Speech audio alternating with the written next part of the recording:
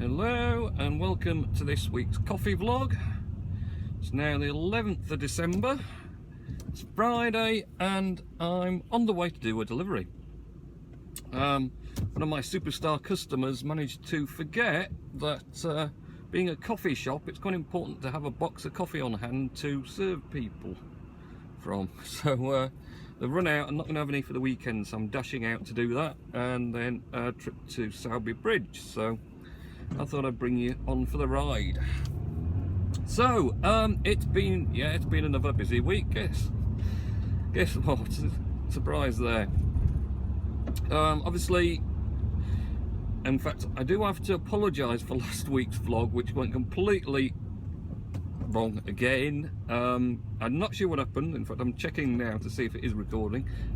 Somehow I must have turned the dash cam on and then off again.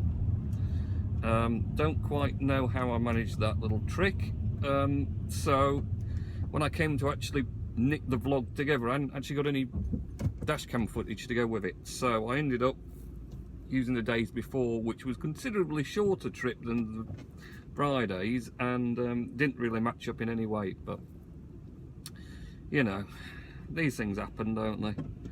So other than that, obviously last week's vlog pretty much entirely was covered by my exciting creation of a media cabinet type what's it thingy, and I'm probably going to try and not cover all of today with the same old stuff. But long story short is, last Friday night I spent most of the night putting up the new purchased version of the media cabinet thing, as opposed to my sort of chopped and hacked together out of plyboard and MDF. So I ended up putting all that together, which it wasn't so bad. I mean, it was straightforward building it together. The only thing was, when it was designed to be sat on the floor and you put a TV on it, so not mounted on a wall, but that wasn't too bad. Got some L brackets to do that with. But I was quite surprised, really. It was supposed to be like a media cabinet, so it's got the slots in there for you to put your consoles and whatever else you're going to put in, but they hadn't really got any access ways through the boards or the sides of the little dividers for your cables for stuff. So I don't know quite how they thought you were going to do that. So as I was putting it together, I did some 25mm holes for each section, just to run my HDMI, power and Ethernet cables and whatever else I needed to run through. I ended up with just a 25mm through the top corner where the TV is, just for, again, HDMI cables mainly, and whatever else needs to go through, not too thick. And then the bottom corner by the wall, because of course all my power in is coming through that far left corner unit. I did a big bore. No, not sure really. It's big enough to fit a plug through. That's how big a hole I made.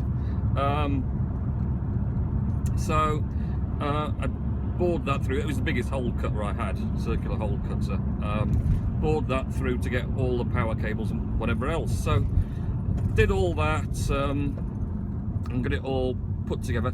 The other thing I did last Friday night was I'd had an amazing idea during that week that because our power socket's sort of in the middle of the wall below where everything's going to be, and I got a surge protected, I think it's a 6-gang socket, long one I'd lined up on the wall in the far left that is now boxed in, nice and hidden, all the cables.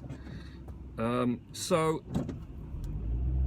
what I was originally going to do, of course, was have the power cable from that 6-gang come along sort of the bottom and back up to the sockets, but the sockets also weren't exactly tired old plastic things, and of course it didn't matter when it was all hidden behind a big cabinet thing the TV was stood on. But now it's on clear visual show in the room, it looked a bit rubbish. So what I actually ended up doing is I got a nice brush metal finished single socket with a cooker on off switch. So instead of it being a double socket as it was, I changed it to a single socket socket with a power on off switch, so I could hardwire that 6 gang behind, and because it's all on we got like a wood effect boarding around those sort of around the wall edge, so effectively I just had to drill a hole where the 6 gang is on the wall there, and then run that cable behind, and then get it to pop out where that socket was, which I'd pulled out. So I did that, and also there was some cabling conduit where we had an electric fire put in to replace the gas one, because the gas one had gone faulty when it was checked, and didn't want to get another gas one because we don't really use it anyway, to be honest. So got an electric one, and when that got fitted, it just run some conduit from the same socket, and then a switch further down in the corner, and of course that looked pretty grim when it's suddenly all on show. It was fine when you couldn't see it. So I took all that off and then ran that cable again behind the wooden boarding, so it couldn't be seen, and got it just pop out in the bottom corner. So all that's nicely tucked away, and there's just this like single cooker switch which is controlling both those power outlets, which makes life easier. And then I've got a single socket there now, just for if we need to plug anything in. So I got all that done anyway, and it looks pretty good with the black now. And the existing fabricated unit I did, that's been shortened off by about 40 centimetres, and just fitted in sections on the right hand side, so the far side of where it was. So that's still being used, just to give us some shelving and storage on the far side, and it kind of matches up. Just needs painting now, need some decent black paint for it. And the leftover shelving that would have been in there, because we've not had shelves, we just got it in square sections now. That's what made my cover for the wiring below the media thing on the left. So all worked out quite nicely and tidily in the end. So pretty impressed with all that. I put some pictures up on Twitter. I'll probably drop some links below if I ever remember to do that. But all that malarkey last Friday night meant I was trying to put together the vlog at 4 AM on Friday, and that wasn't I got up early, that was I was still up, yeah, so I was sort of trying to do it at 4 AM, which I was pretty burnt out by then anyway. And worse than that was, yeah, like I say, I found out that I hadn't got the footage right. I hadn't really noticed at first, and I was watching it back a bit. I thought, hang on a minute, what's happening behind me isn't like what's happening in front of me. How does that work? And yeah, it was. I must have turned it off or something. It was just pain. So, and then I had this great idea. I was going to put some A-Team music on when I was on about cue me in the kitchen with all the tools, and then that never happened because I couldn't find it through my library. And I know I've got it somewhere, but it was too late for me to do anything after that. I'll just throw it together, upload it, and go to bed, I think, which is what I did in the end.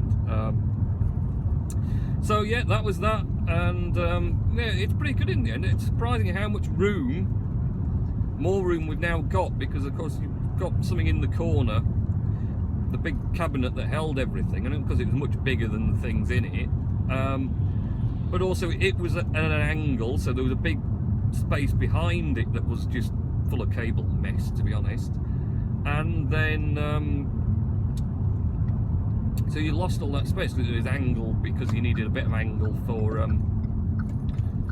the TV as well, so it was pointing in the right direction. So on the whole, it wasn't as bad as it could have been, really. And yeah, it all looks pretty good now. So most of the hard work's done, so it would have been better if I'd got to do it. Let's get parked up here. Got to do it. Pop him here. Right, so yeah, it'd been better if I got to do it over Christmas. We had more time, but you know, we did it in the end. It just meant quite a few late nights for me. Right, I'm gonna get this job done and I'll be back. So, back again after that brief interruption. And now I'm going to head back the way we've just came. Marvellous. To then get to where we want to be. Some great parking here. Okay, so what else has been happening aside from all that building I've been doing? Busy week at work. Obviously we're hitting the Christmas period now. There's get kind of busy for, I mean, we don't have like seasonal bursts as it were, but it does get busy around this time of year because obviously more people are out and about doing Christmas shopping and things, so they're getting more. The weather though has been atrocious. Back in this Hurricane Desmond has been a complete nightmare. Obviously we've had terrible rain, flooding. In fact, one of my customers, a children's soft play centre, they got flooded. I mean, this was actually back in just after bonfire night in November, starting in November, when we had that heavy rain. They got flooded completely, and I'm talking like a few foot of water inside the place because it was all running off down the hills. So yeah, they've been shut basically, and they've had to strip everything out of it as well because of it. So that's pretty bad news. But we just continue to have loads of rain, and it's been really bad with the wind as well. So it's not been great. And of course, I've got customers who do the Manchester Christmas market with all that chocolate sauce I was waiting on a while back in October. Yeah, I don't imagine it's been great fun for them being out in all that wind and rain. Certainly, I think that they're not buying as much product as they have done in previous years, I think, because of it, just because it's been such bad weather over all those weekends, and unless it picks up this coming weekend, that's them pretty much done, I think. So I don't know, we could do with just a fine, even if it's cold, just no rain, because it puts everyone off going out. So the weather, yes, has been horrible. I mean, it's fortunately not really affected me too much, but yeah, generally it's just been miserable going out. Floods of water all over the roads and everywhere. The wind's not been brilliant. Spent last weekend going out to rewrite the youngest playhouse because that kept getting tipped up one way or the other. So yeah, well, it looks like this one, the Suzuki, doesn't appear to want to go, so we could be here sometime. So yeah, his playhouse kept getting blown over in all the winds, and it was just, oh, it's not been great. But work-wise, other than that, like I say, it's been busy. It's Christmas period. You kind of expect it to be busy at Christmas. But yeah, it's all kicking off. And of course, the thing is, everywhere shuts down over Christmas when you're talking about wholesale. So there's a red light. God, you know, one born every minute, isn't there? So yeah, it's just been really busy. It's kind of crept up on me, to be honest, Christmas. I know people say, well, it's only the 11th now, you've got another 15 days or whatever, but realistically a lot of our suppliers have already had the cut-off for ordering stock for Christmas, and certainly where it's produced to order, where it's produced and packed, sachets of product and a lot of the roast and ground bulk product. So yeah, you've got to get in your orders in early. So either this year I've been super efficient and will have the right amount, or I'll run out, which could not be so good. I mean, I won't run out in that there'll be nothing, because there's always alternatives, but maybe people's first preference will not be available, and I'll have to have an alternative. But I think the thing is, over a lot of years I always over order stock, forgetting that we do also deal with a lot of offices and businesses that do also shut down like us over the Christmas period, and therefore don't need to buy loads of products. So in that sort of case, you know, I'll get it loaded in, and then we've always got loads left over in January. It takes ages to clear all that excess stock out, so I think it should be good. I've probably just about got it right, but I have kind of neglected it somewhat because I've been so super busy just clearing orders for general other bits and pieces and sorting out stuff and dealing with getting equipment to places. It's been quite a juggle, it has. Obviously we're also getting a big pickup this week with orders of things like the AeroPresses, and the AeroPress do a couple of the ground coffee packs to go with them as well, and that's a big time soak because you know, those little 200-gram packs, 3 of them per box, all need roasting, grinding, and then put into the packs, and then sealing and labelling, and it all adds on a little extra time on top of doing the invoice and getting the stuff ready. So it's been making me busy doing that as well. So yeah, I've not really had much time for anything else. Now, what has happened this week, which is quite good, is Apple managed to finally drop 9.2, iOS 9.2, and also the update for OS X, which I think is 10.11.2 or something like that. And I never actually went onto the beta of iOS 9.2, so I'd not really had any experience of that, and so far I actually think there's been a bit of improvement there, which is a surprise. You don't normally notice, but since installing it, I think it came out Tuesday night, didn't it? I've noticed really there was a lot of lag, which, funny enough, there's a lot of lag to iOS, certainly on the iPhone, which started as soon as the release of iOS 9 came out and the new iPhone S models came out. On the beta of iOS 9, it fine. I didn't have any problem at all, but as soon as they put the release version on, I started getting these sort of transition lags and opening app lags to it. It's kind of that thing, you know, this is Apple's way of making you buy the next model up. Oh, look, my old laggy iPhone 6 Plus. I need to get that 6S Plus for that extra speed.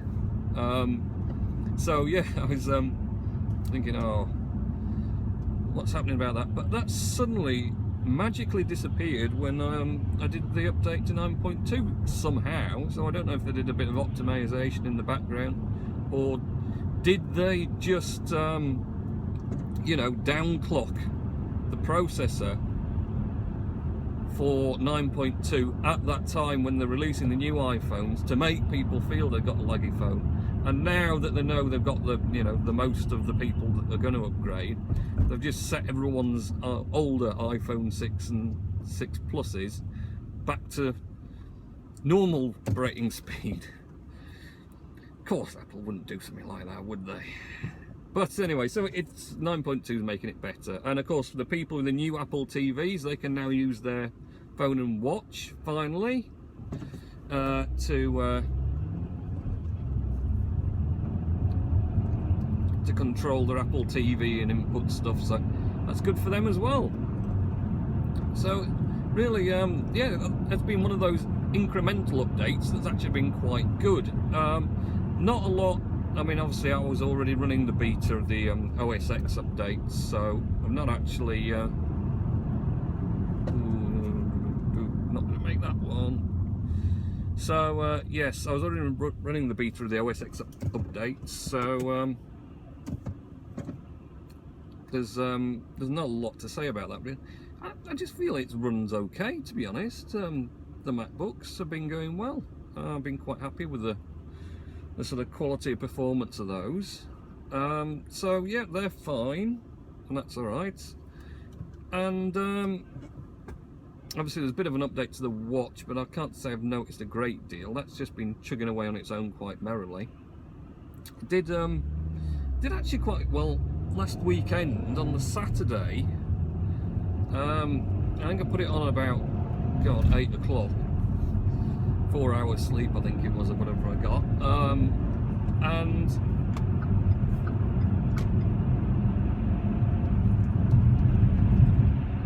had it on through the day. Fell asleep, unsurprisingly, early Saturday night with it on. Completely forgot about it. And I actually woke up Sunday morning and I'd still got like 47% on it. So it was all right. And all I did in the end, don't know what's going on here. Looks like it's broken down.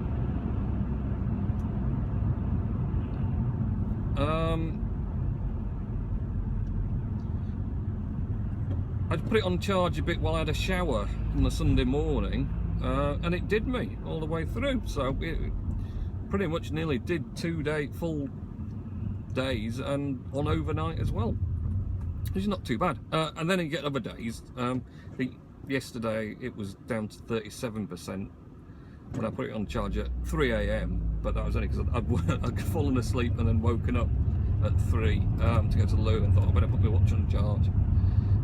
Which is one of these things though, with the Apple Watch, of course. You know, you people with normal watches, it's alright, you don't have to worry about having to put it on charge, otherwise you're not going to be able to use your watch.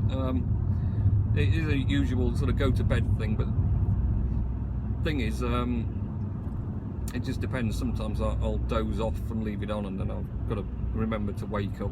Well, I normally wake up anyway at some point during the night, and then put it on charge then. So, oh good, it's raining again.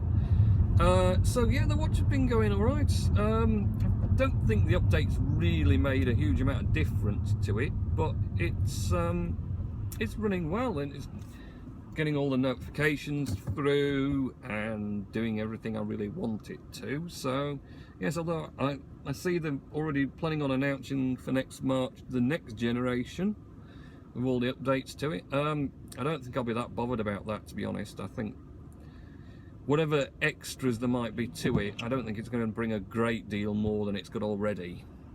And to be honest, yeah, I'm really quite happy with it as it is. Does the job. So very pleased with that. Not had any chance at all to watch any films because obviously been doing all that construction. It's soaked up lots of time. I've been trying to get in between to watch YouTube videos and keep up with that. Again, you know, the time I have to do such things is getting narrower and narrower at the moment, so not so great on that. But I have, because I made a special effort to do it, of course, been having more of a go at Star Wars Battlefront. And yeah, I'm going to admit, I mean, not since the days of a teenager with a PlayStation 1 and TOCA touring cars, not since then have I played so much gaming consistently. And I'm really enjoying Star Wars Battlefront a lot. I know I've probably mentioned it last week as well, but yeah, more than I thought I would. And yeah, I'm getting quite into it, to be honest. It's kind of fun. Looks fantastic. I mean, it does just look great, really. Really immersive into that sort of the whole gameplay, and all of the areas that you run around so much within them, and it look great. It's amazing how gaming's come on so much. The quality of graphics, the quality of the sort of the men, the people within it.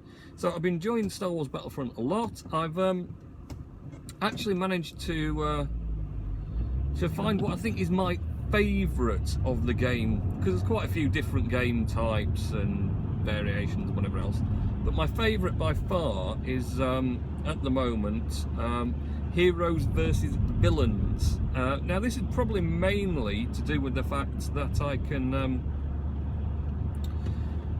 you get the opportunity at some point during that round to play as a hero if you're on the rebel team, or villain if you're on the Imperial team. So you've got a choice. You can be either Han Solo, Luke Skywalker, or Princess Leia if you're on the rebels, or If you're on the Imperial side, you can be Darth Vader, Emperor Palpatine, or Boba Fett.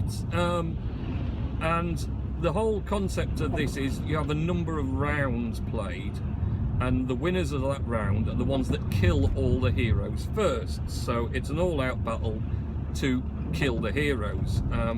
So obviously you have the general foot soldiers, so the rebel soldiers or the Imperial stormtroopers, whose job are to protect their respective heroes and also attempt to kill the respective villains, or whatever way around you look at it. So, but obviously you do quite a lot of rounds, and it's the first people that kill all the respective heroes or villains that then win. And yeah, it's quite good fun, because it's like you actually do throughout the round get a number of opportunities to play as the heroes or villains, whichever team you're on. So, and that gives you the good opportunity to actually manage to kill someone, because I find that particularly hard to get any kill count at all on the game, just because I'm rubbish. But at least then, because the heroes or villains have, you know, superpowers, they're considerably easier to get round and kill off a few foot soldiers. I do find in general though, I'm somewhere wrong in that I just cannot manage even to kill anyone as a hero. I just can't do it, or a villain, all the time. It's a bit hard, but I've kind of worked out this perfect system. That is, what I'll do is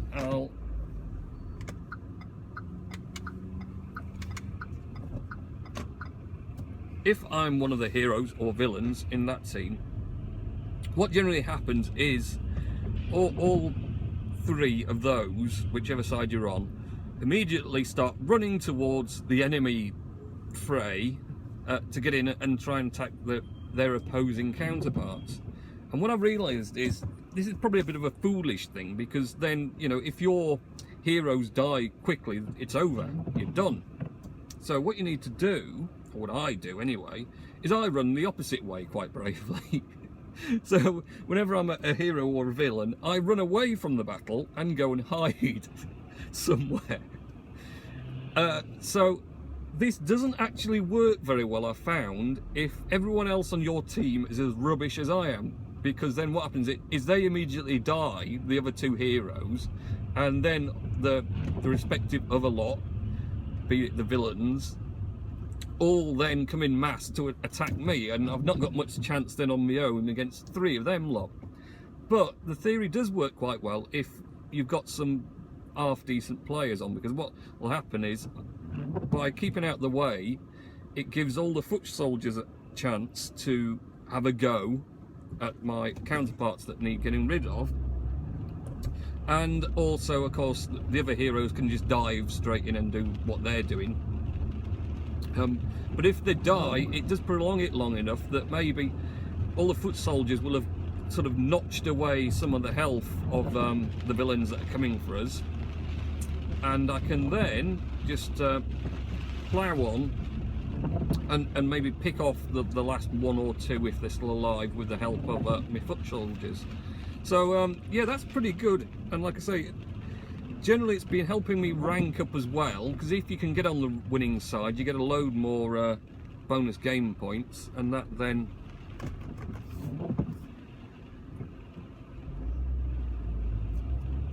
gets you going, because the more points you rack up, obviously then you've got the chance to purchase more power-ups, and you also need level points because you need to level your characters up to get more goodies, and it's another problem I found. I'm not sure. You kind of expect that it would keep everyone who's playing on a fairly even keel, but I think it must depend obviously on how many people are within certain gaming brackets, because there's things I haven't got yet access to, like jump packs and things, but there are people within the games that I'm in that do have them, which means that they've obviously reached a level above us, so you're obviously in quite a mixed sort of set of levels. So when, like me, you're not playing very often and not blasting up to high levels of ranking, you're at a real downer because you've not got the same amount of kit, and say, I keep getting picked off by people who've also got much more powerful and precise weapons than I have, when I'm just running about shooting randomly and not hitting anything, mainly because my guns must just be a bit rubbish. So yes, that's something I'm trying to address. I'm slowly getting there to get ranked up a bit more, and I think once I get there, I might find it a bit easier to do quite well, as opposed to just doing pretty rubbish at the moment. But the funny thing is, I'm just enjoying playing it, even though I get hardly any kills and spend most of my time being killed. It's just fun running around in the Star Wars, you know, Star Wars world. I know we need to nip in here for some bits, so shall do this, and then I'll be back later then, because I'm nearly where I'm going to as well, so I'll pick up where I left up from there. Just get myself parked up in here. I've just picked the right time to be getting out the car, haven't I? Just across here.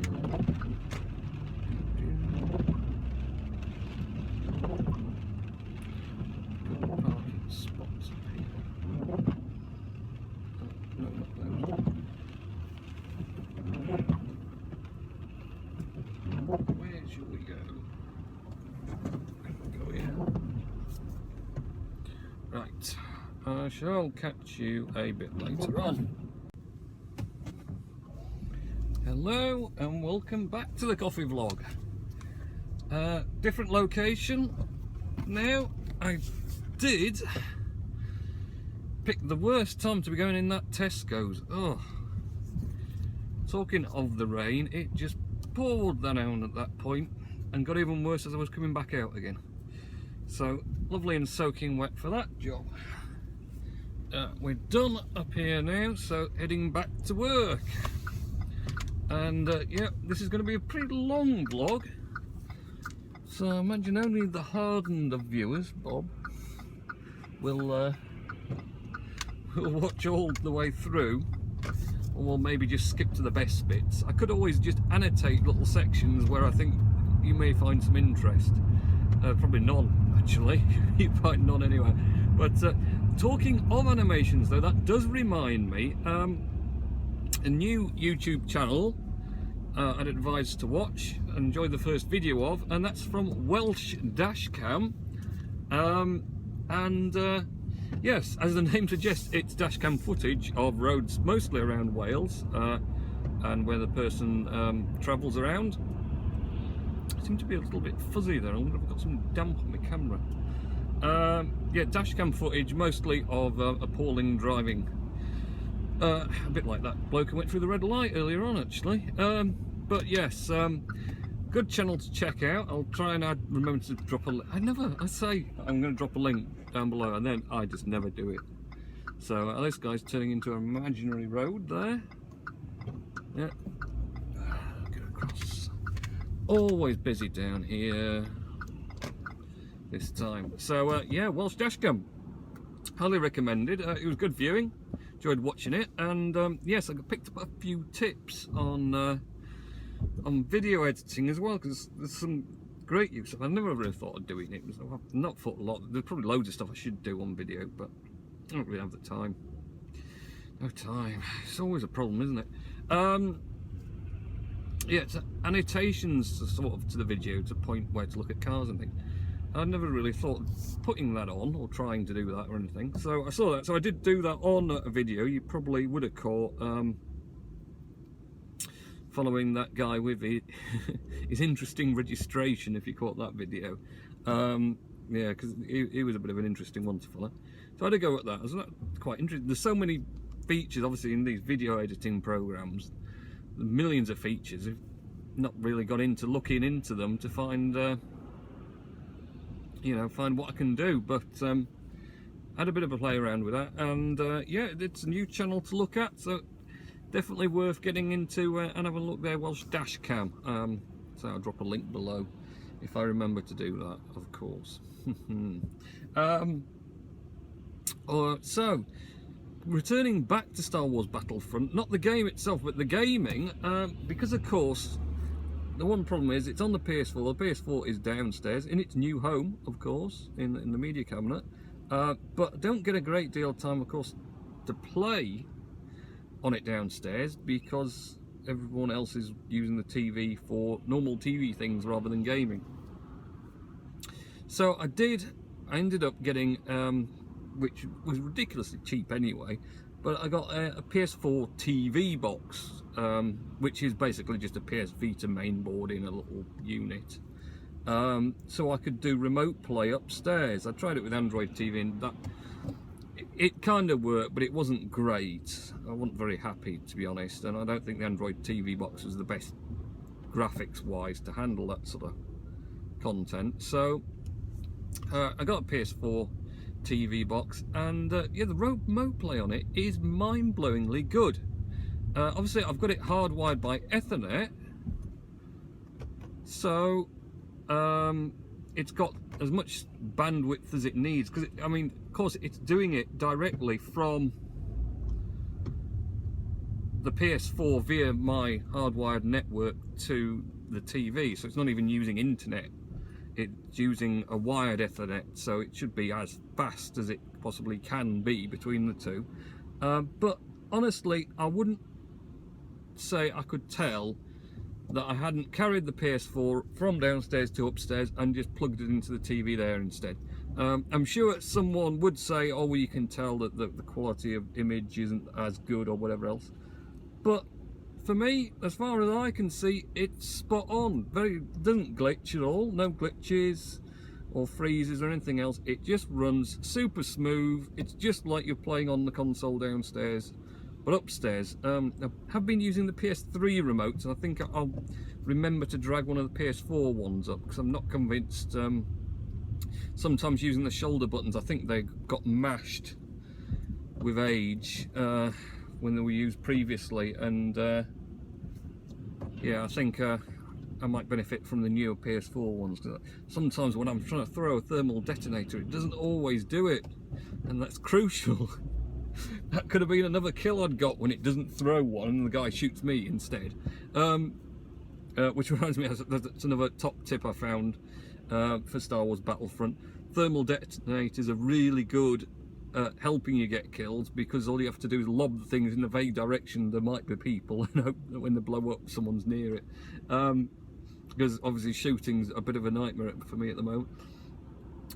There are also impact grenades, but they're not much good because they do blow up as soon as they hit anything, which tends to be scenery as opposed to people, and then they don't kill anyone because it's just blowing up a bit of wall or whatever else it hits. So but yeah, the PS4 TV is great. The only downside I found so far with it is the other night I had been busy playing away upstairs, gone out to the toilet on the landing. I thought, strange, why is the missus drying her hair at 1 AM? Bit odd. And actually, I was at the top of this stairs, I could hear it. It was like, why is she drying her? So I goes downstairs, Mrs. isn't drying her hair, it's the PS4. It was going off, fans, I've never heard it so loud. And I presume it's the combination of, you know, using the remote play. It's obviously having to not only produce the graphics, but compress them and then transfer them over the network and up to the Vita for it to then convert. All that extra work must have been putting a heck of a load on it, and it was, God, it was noisy. And she's like, why is that so noisy? I think it's probably because I've been playing Star Wars Battlefront on it. I'll perhaps stop now. So, yeah, it was completely going. Now, I've got to admit, I did get those ridiculously inexpensive laptop stands, the clear plastic ones, that I've also got the blue LED lighting, and it's a clear plastic, so that's pretty good. And the LED lighting kind of like transfers through it a bit like a fibre optic through the plastic, so they glow quite nicely below the PS4 and the Mac Mini. And they're both sort of stood on those, and it's certainly on the Mac Mini. It cools that down brilliantly. It's idling at about 15 to 20 degrees less than it was doing. Admittedly, it was in a cupboard before. It's a bit more sort of opened out, but of course the Mac Mini itself, it's kind of got, it sits on the bit where the fan intake really is for the Mac Mini. One of these Apple design things, isn't it? I mean, how Mac Minis themselves don't overheat is beyond me, because there's no vents as such that you can tell. It just sucks a bit in air in from the foot plate and then blows it kind of out the back where all the cables are, but out of a tiny little section. But that is running much cooler with these two plastic stands I got. But the PS4 evidently wasn't gaining so much cooling power when I was playing that game. It was absolutely humming. Must have been cooking hot in it. Didn't notice any slowdown in my game though, so that was fine. And I was upstairs, so it didn't really bother me. There was noise until I just come out of the bedroom. But yeah, that was quite fascinating, really. So that pretty much covers everything I was going to get over this week, I think, really. Apart from, you know, atrocious weather. It's strangely brightened up a bit now. Well, the wind seems to be picking up yet again, which is just getting completely tiresome now. So I've got another big batch of iCarbons flying over, which I should have on Monday. I'll get that cleared out. But then I'm not really sure what's going to happen up to Christmas, because my next order is really, I mean, it's going to be lucky to arrive before Christmas, I think. So I just don't know whether I have to get one in just before Christmas, and it might be sending the stuff out just after Christmas, or if it's going to have to wait until New Year. I'm just not really sure what I'm going to do with that. I suppose I'll just have to wait and see, really. It's going to be tricky, certainly, so we'll see what happens anyway. So I think I'm probably going to cut off now, because this is going to be a stupidly long vlog anyway. So we'll leave it at that little bit there.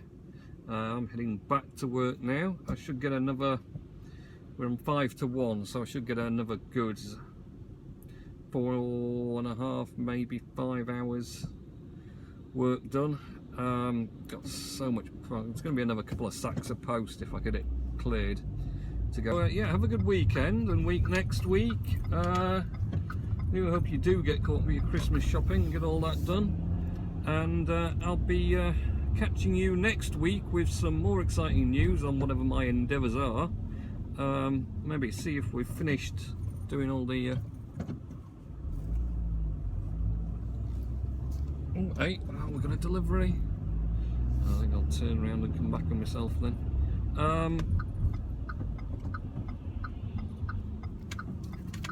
Yeah, tree down there, wind. Yeah, so hope you have a good week and week next week, get everything done, and we'll catch up with more next week.